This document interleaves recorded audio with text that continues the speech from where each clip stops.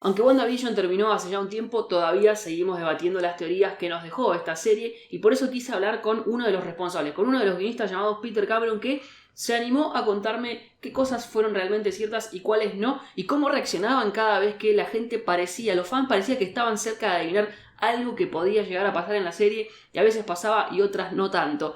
Todo esto en este informe sobre WandaVision. We now return to Mira Akien and Contre with our latest interview. We knew that it would, that we always knew that the show would ramp into Doctor Strange 2, that those pieces would always connect.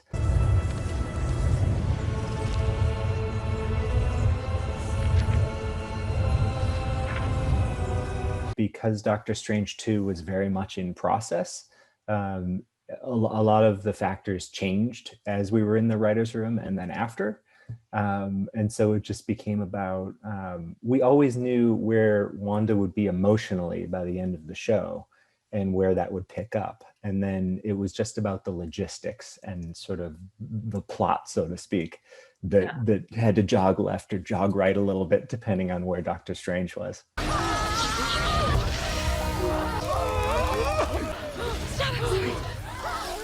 Did you write anything for Benedict?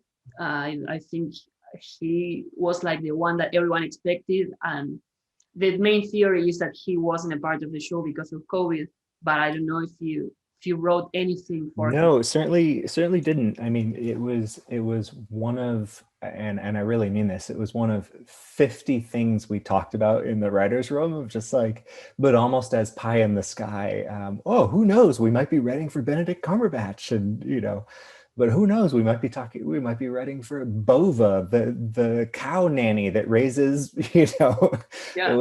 There were a lot of discussions in the writer's room. Yeah, but that never was into the actual page.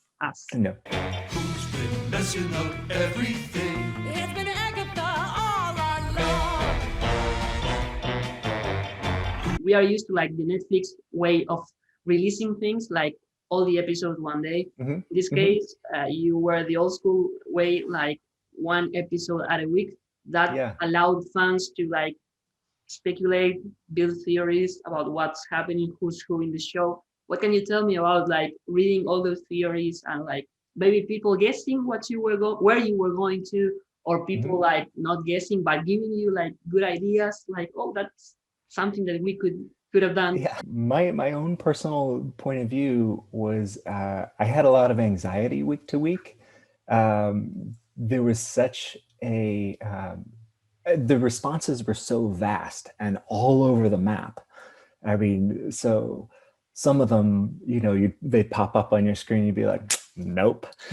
but others were so close that you kept praying that they wouldn't take hold.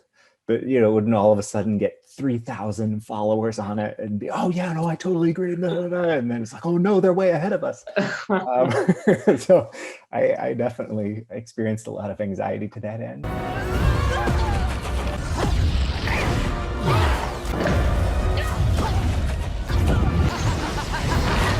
He discussed Mephisto for the show because he's one of like the main villains that was like, for many people, going to be the last villain to fight in the show.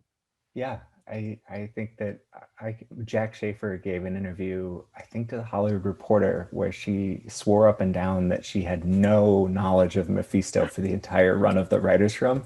And I can vouch for that. I can 100% vouch for that. Well, it's not like we didn't do our research, and it's not like we didn't, dive into, West Coast Avengers or Witches Road for visuals, but it really was for us about sort of, we had a couple of encyclopedic brains in the room that knew could cite you issue number 237 of such and such a run, or, like so specific.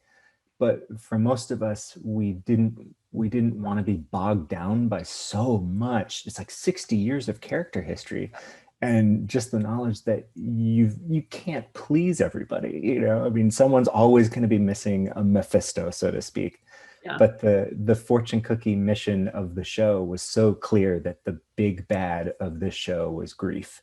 And so to see a parallel in Agatha's track of, you know, somebody that didn't understand her own power in her youth, and how did she cope with that versus how Wanda might cope with that, and just sort of everything stemming from that core kept us very honest and kept us very focused, so that between the Marvel guidance of like, don't go down that road, we've already explored that, and just sticking to the kernel of the show, kept us, I think, from getting distracted.